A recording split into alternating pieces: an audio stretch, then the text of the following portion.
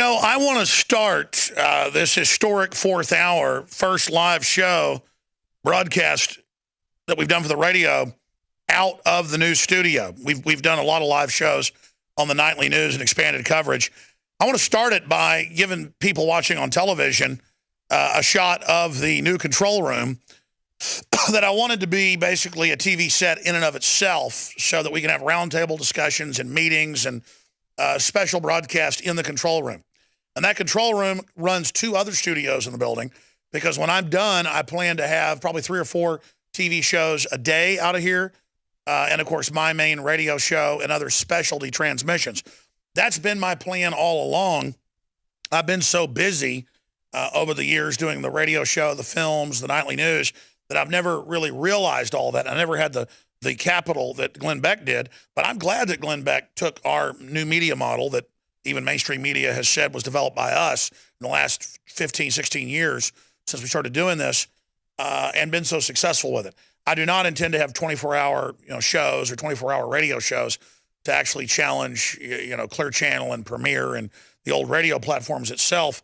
But I do want to have morning, noon, and night live shows, special reports, bulletins, and so much more, so that it's not just Alex Jones here on the radio and on television giving you my unique perspective on the world, but that it's other liberty lovers and other great minds, if I could say I have a great mind, other people that love liberty, and that's a great mind to me, that's a beautiful mind, to really be able to challenge the globalist in real time, so that if there is a big terrorist attack or a new war starts or the stock market crashes or Ebola gets to the United States, you're already seeing the nightly news when something big happens.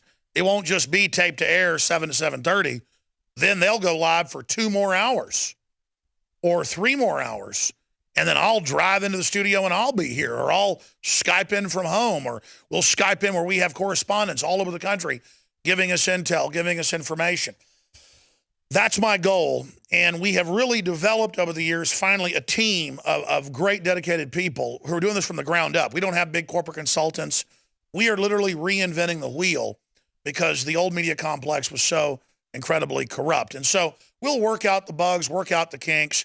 But I tell you, so far, the whole crew is just doing a bang-up job, and I'm so honored to be here. And I love in the control room, because I came up with this look. Notice you've got George Washington there in the middle.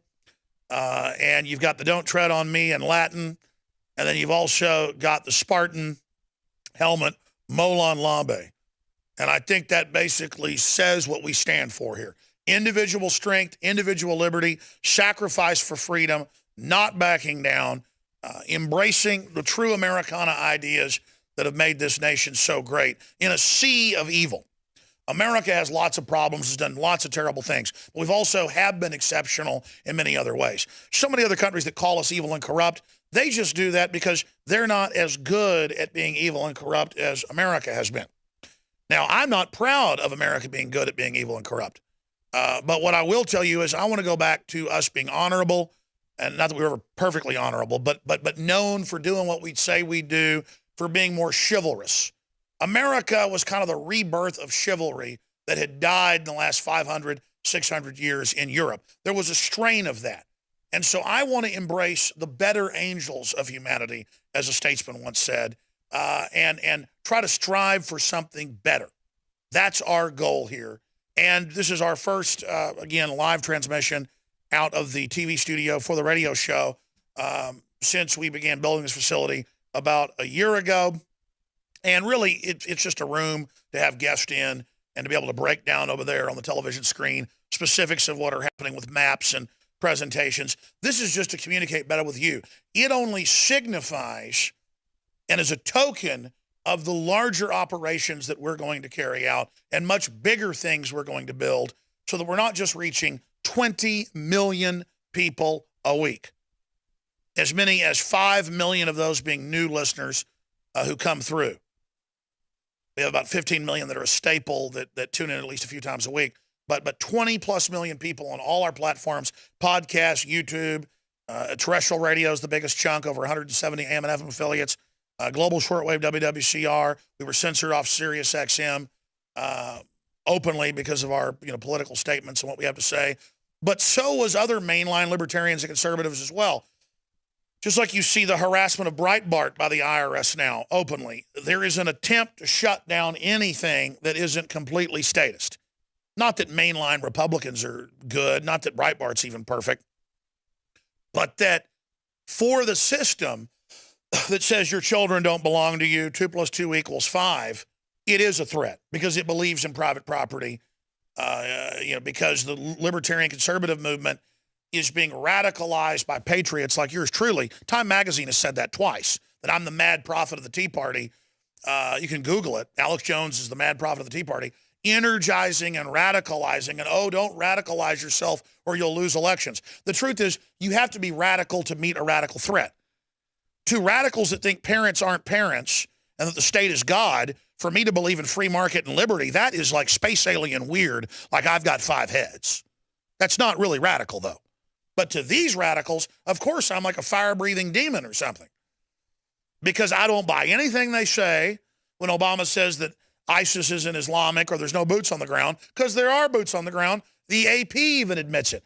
That's the thing. They don't even care about getting mainstream media in line with their lies anymore. It has reached a crazy level of proportions. But what do you expect?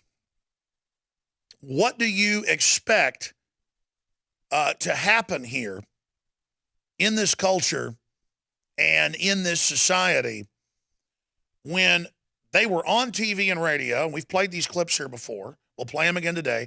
BBC, CNN, they're going to blow that building up, get back. They blow up Building 7. We interview the deputy emergency manager, the number 2 in New York. He dies weeks after he's on, Barry Jennings. I interview the firefighters in person who are getting death threats who heard the countdown to blow the towers up. Over the Red Cross was in charge of it. That's like above CIA for those that don't know. And if you're a novice and don't know and you're laughing, go look it up. The globalists have used them for 500 years at least. Literally Red Cross, Rosicrucians, Knights Templar, Illuminati. That's their front group. But the Red Cross was there. I talked to 2 different cops with the countdown to blow it up. This is the type of just insane stuff that is going on and unfolding in this society. The NORAD stand down. I want to go over some of the smoking guns of 9/11 today, but I wanted to spend a few minutes talking to you about where we're going and what we're building, thanks to all of your support out there, spreading the word about the transmission and the rest of it. Because if I was reaching 1 million people a week 17 years ago, 20 years ago, I was reaching a few thousand people a week. And 18 years ago, I was reaching 1 million a week. And 17 years ago, I was reaching 3 million a week. You can see that we're now reaching 20 million a week. We have a responsibility to try to go to the next level and to really go for it all in the info war, to really try to defeat the globalist. And I would encourage all of you out there as well to realize that in your daily life, you've got to decide you can fight back. You've got to decide we can win. You've got to decide that, yeah, we know this bad stuff's happening. That's a positive thing to be aware of what's unfolding. That gives us a shot at turning this around. You've got to realize that the alternative is total slavery and turning the world over to premeditated evil. The establishment is lockstep. Boehner and people like Obama, when it comes to Obamacare, or going after the guns, or open borders, or bombing, Syria, and arming Al-Qaeda to fight Al-Qaeda, they're in lockstep. And that's why they're in lockstep going after the libertarian movement and the Tea Party. I've never been a supporter of the Tea Party, except when Ron Paul kind of started it, Republicans tried to take it over. I became a supporter of it the last 3 years because the Republicans were unable to take it over. It was taking them over, and the whole establishment lined up against it. That's when you know you need to support something. Whole establishment wants a border, you got to support it. Whole establishment supports gun control, you've got to be against it. Whole establishment wants to bomb Syria a year ago, we've got to be against it. Now the establishment's lining up to attack Al-Qaeda. They have come up with mind control scams so incredible that I want ISIS to be bombed. But I know that'll just be a cover story and it's a fraud. So I've got to agree with Lou Rockwell. I think it's wrong probably, even though I can get the perspective of Rand Paul saying we need to go after ISIS, but saying don't support the rebels because they are ISIS. He knew what Obama was going to do, showing he's a real statesman. Very, very exciting. Now, we're going to go to break. We're going to come back, and I'm going to go through an article written by Paul Joseph Watson back in June of 2005, the 10 smoking guns of 9/11. These are still the big smoking guns. Then we have 20 other points that tie into this I want to get into, and a bunch of video clips that have been compiled by the crew with Norman Mineta, the Secretary of Transportation, saying Cheney gave stand-down order, Building 7 montage, showing the different angles of it falling at free fall and being blown up. The 28 pages we already pretty much played that. But the fact that Schaefer says he's talked to folks that have seen it, of course, Congressman Jones has seen it and wants to get it released, and that it's Saudi Arabia. Saudi Arabia being involved in our government covering that up. The guys want to play me predicting that they used bin Laden to take the fall for attacking the World Trade Centers July 25th, 2001. And we will also get into Sybil Edmonds, whistleblower, saying the government worked with al-Qaeda and she was listening to it.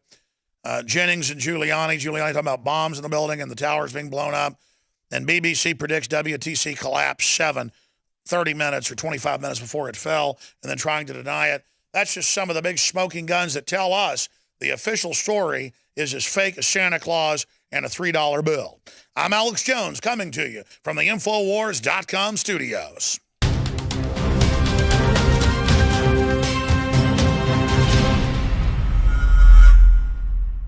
I began to get into iodine a few years ago because it was helping me and my family so much get healthy and detoxify. I believe our research is conclusive. This is the best iodine out there. And I know this for a fact. Nobody else has got iodine based on these pure crystals, ladies and gentlemen. For a limited time, experience the ancient power of Survival Shield X2. Take advantage of this unprecedented 30% off Super Detox Special at InfoWarsLife.com.